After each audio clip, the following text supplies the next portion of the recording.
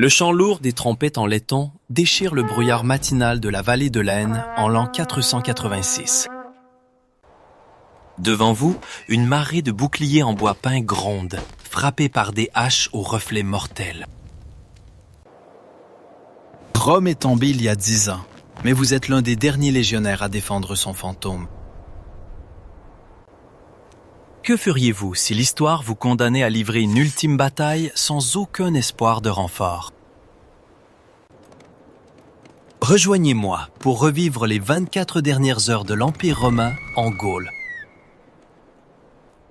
Incorporez la Légion en laissant un j'aime et abonnez-vous pour notre prochain grand assaut historique. L'Empire romain d'Occident n'existe plus. En 476, le dernier empereur a été déposé en Italie par des mercenaires. La grande machinerie impériale s'est désintégrée sous le poids des invasions et des trahisons. Pourtant, dans le nord de la Gaule, une enclave refuse obstinément de mourir. C'est le domaine de Soissons. Ce territoire s'étend de la Somme au nord jusqu'à la Loire au sud.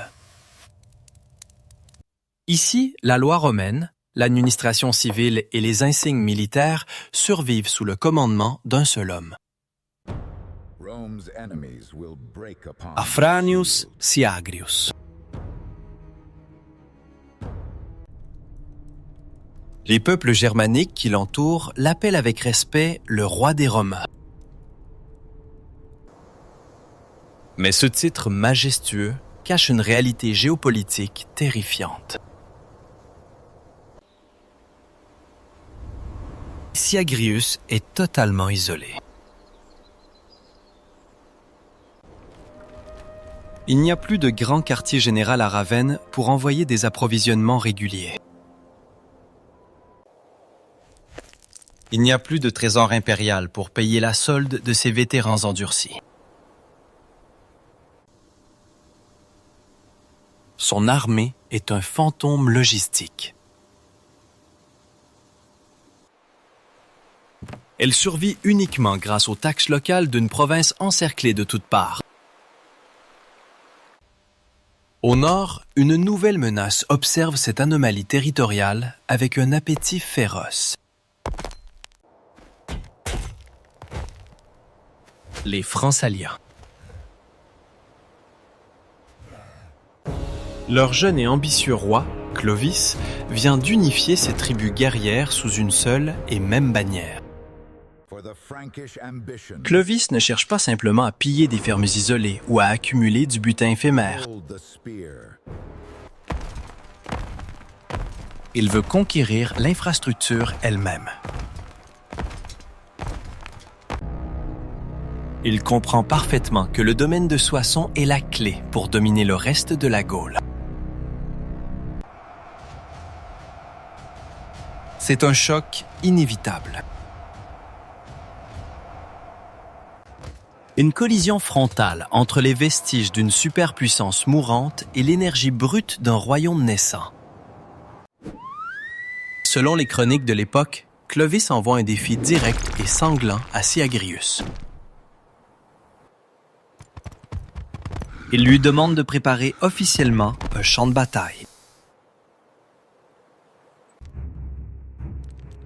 Dans les codes de guerre du monde antique, c'est une provocation absolue. Une longue guerre d'usure aurait peut-être prolongé artificiellement la vie du domaine romain. Mais Syagrius accepte étonnamment le duel en plaine. Pourquoi a-t-il fait ce choix fatal? Peut-être par fierté aristocratique ou parce que sa cavalerie ne pouvait plus protéger des frontières perméables. Il devait tout risquer sur un seul et unique affrontement décisif. C'était le fardeau impitoyable du commandement. L'armée qui marche sous les étendards de Syagrius n'est plus la légion classique de Jules César. Oubliez la célèbre armure segmentée et le grand bouclier rectangulaire des films. Ce sont des troupes de l'Antiquité tardive, adaptées à de nouvelles menaces. Ils portent des boucliers ovales, de longues épées de cavalerie appelées spatae et des cottes de mailles lourdes. Ces hommes courageux sont les derniers descendants directs des forces comitatenses. Ils connaissent intimement la discipline, la formation serrée et la rotation des lignes au contact. Mais leur fardeau psychologique dépasse l'entendement.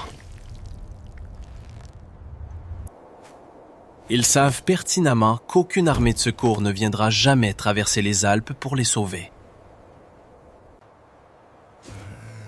Chaque blessé grave dans leur rang est un soldat irremplaçable.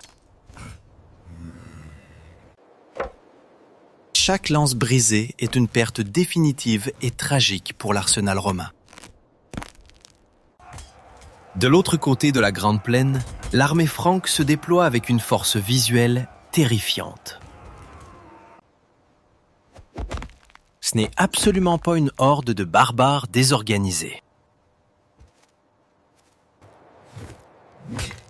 Les Francs sont des vétérans redoutables des guerres frontalières.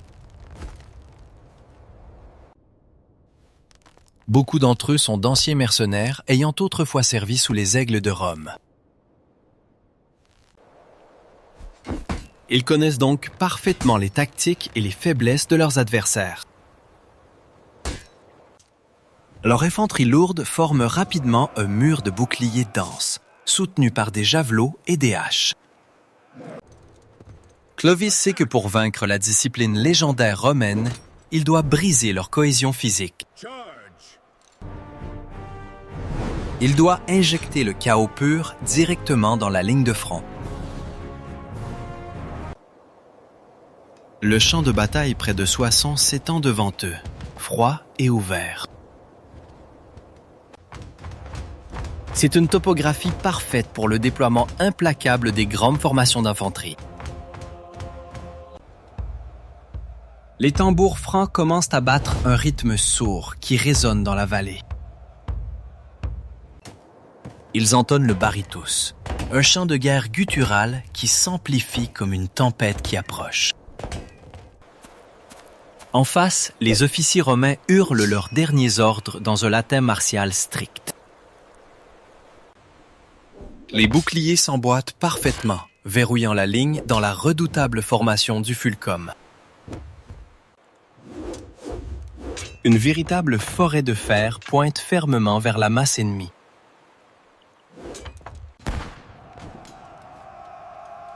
Le silence tombe un court instant.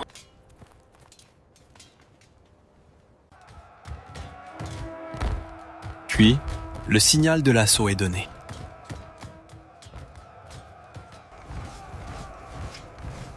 La masse guerrière franque s'ébranle soudainement. Des milliers d'hommes courent vers la ligne romaine en poussant des hurlements effroyables. La terre elle-même tremble sous le poids immense de cette charge furieuse. À une quinzaine de mètres de l'impact imminent, le ciel de Soissons s'assombrit brutalement. Ce n'est pas une simple volée de flèches légères.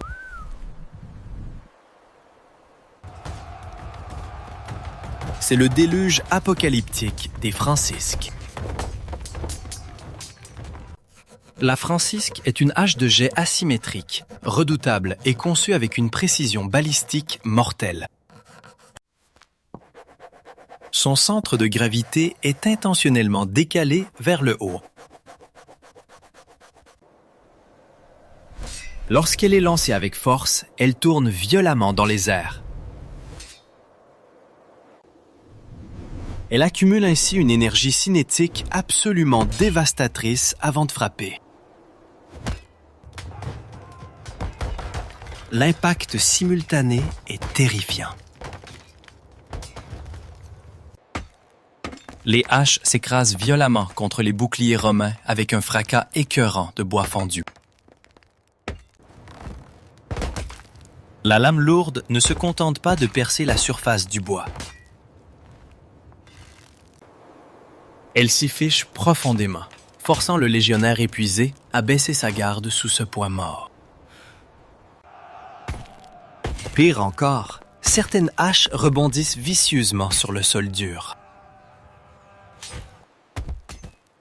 Elles viennent frapper les tibias non protégés sous la ligne de défense principale. La panique mécanique commence à s'installer dans les premiers rangs.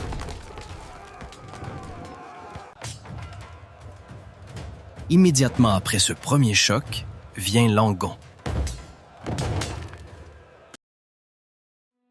C'est un javelot extrêmement lourd, doté d'une longue pointe barbelée en fer doux. Son fonctionnement est perfide et très similaire au célèbre pilum romain classique. Le javelot traverse le cuir du bouclier ennemi et s'y bloque instantanément. Si le soldat romain essaie de le couper, le fer se tord mais ne se brise pas. Le bouclier, désormais alourdi par cette longue tige encombrante, devient complètement inutilisable au combat. Le légionnaire est alors contraint de le lâcher, exposant fatalement son corps à la mort. C'est exactement à cette fraction de seconde précise que le mur de bouclier franc percute la ligne romaine. Le choc physique est d'une brutalité indescriptible. Le combat se transforme immédiatement en une monstrueuse lutte de compression atmosphérique. Les hommes des premiers rangs sont littéralement écrasés par la pression aveugle des milliers de corps derrière eux. La spata romaine, une longue épée conçue pour la taille, manque cruellement d'espace pour être maniée efficacement. En réponse, les Francs utilisent de lourds couteaux, appelés scramazax. Ils s'en servent pour poignarder sauvagement dans les interstices à très courte portée. Le sang abondant transforme rapidement la poussière du sol en une boue glissante et macabre.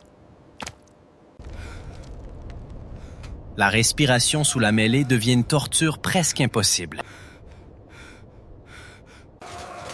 Des hommes meurent debout, incapables de tomber tant la densité de la formation est étouffante.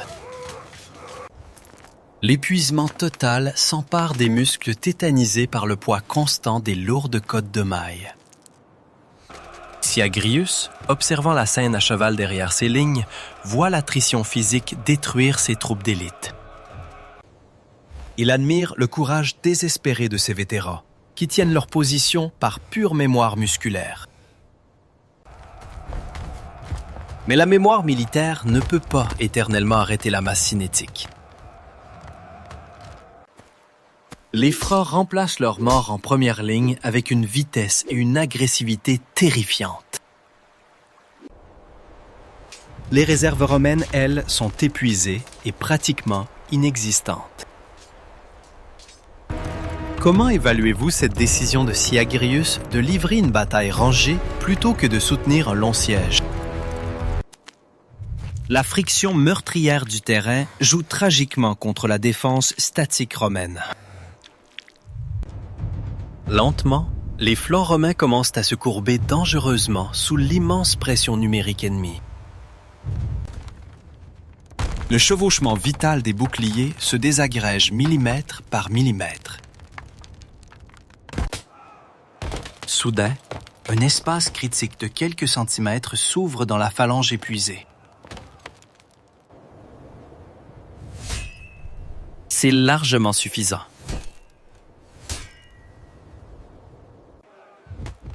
Les guerriers francs s'engouffrent immédiatement dans cette faille avec une sauvagerie froidement calculée.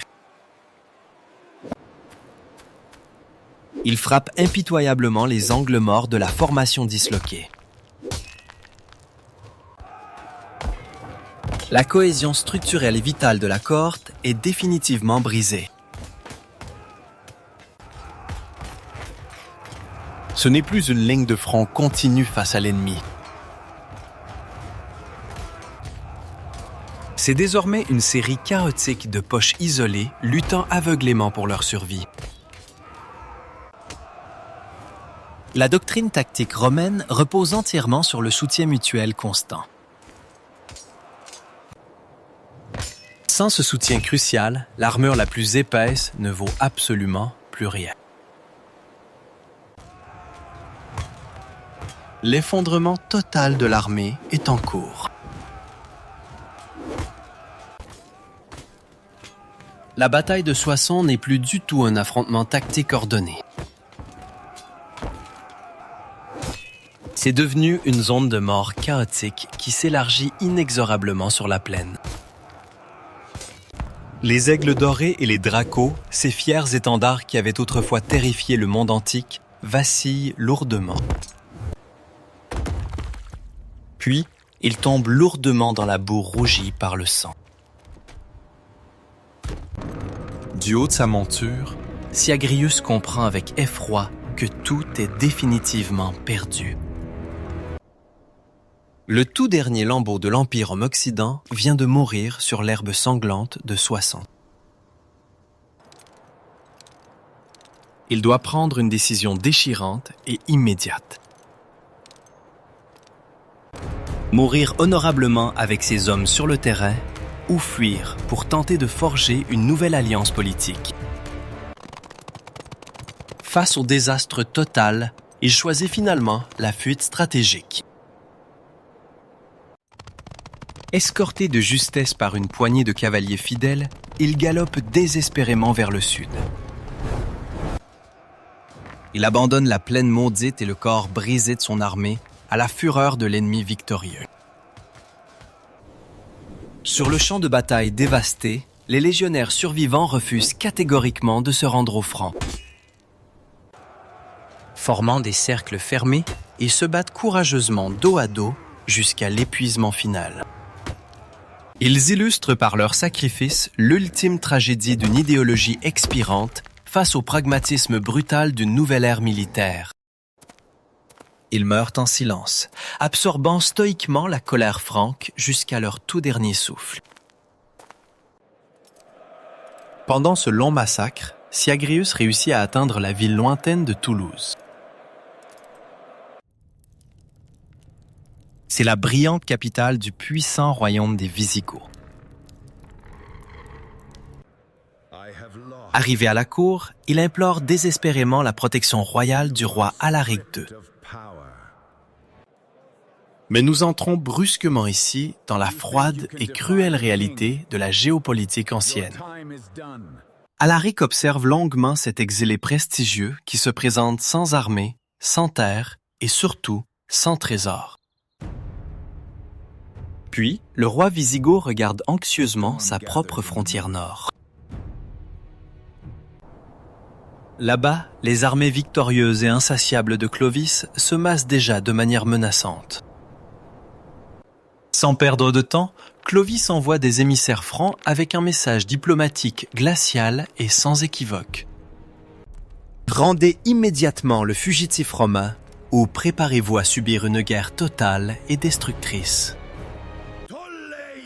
Le piège diplomatique s'est refermé sur Syagrius avec une précision purement mécanique. La protection symbolique d'un seul homme déchu ne vaut pas l'annihilation complète de royaumes florissants. Faisant preuve d'un pragmatisme glacial, Alaric trahit ouvertement Syagrius. Il ordonne à ses gardes de le faire lourdement enchaîner dans les cachots de Toulouse. Peu de temps après, il le livre directement et sans condition aux ambassadeurs francs venus le réclamer. Le grand architecte de la dernière résistance romaine est alors ramené de force, sous escorte, jusqu'à Clovis. Il n'y a droit à aucun procès public fastueux, ni aucune pitié diplomatique. Il n'y a aucune promesse d'exil doré pour cet ancien chef d'État romain. Dès son arrivée, Clovis ordonne froidement son exécution immédiate et secrète. Dans le silence d'une cellule sombre, l'histoire millénaire de l'Empire romain d'Occident s'achève définitivement. Elle se termine non pas sous les acclamations, mais par un simple et mortel coup d'épée. Le dénouement violent de la bataille de Soissons n'est pas seulement une tragique défaite tactique.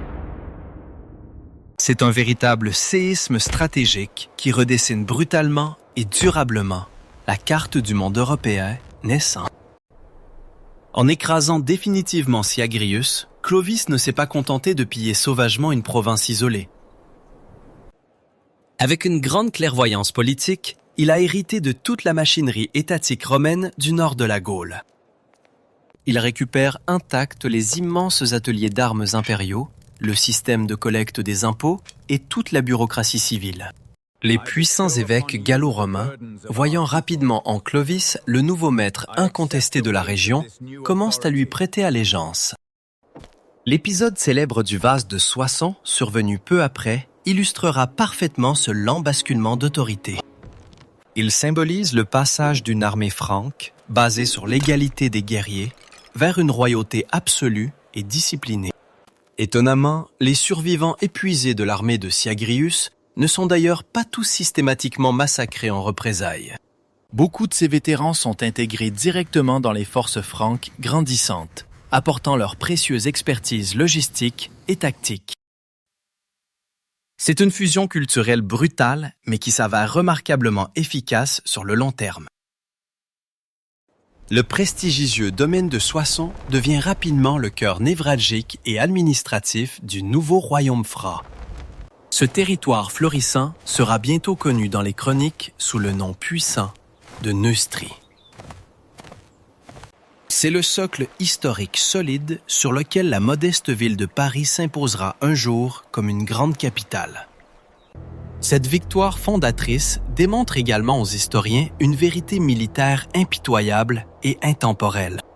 Une défense statique rigide, aussi disciplinée et courageuse soit-elle, ne peut survivre éternellement sans une véritable profondeur stratégique. La rigidité vieillissante de l'ordre ancien a été irrémédiablement balayée par l'innovation agressive des guerriers francs. Ce jour tragique, l'Antiquité classique s'est définitivement éteinte dans la boue sanglante de Soissons.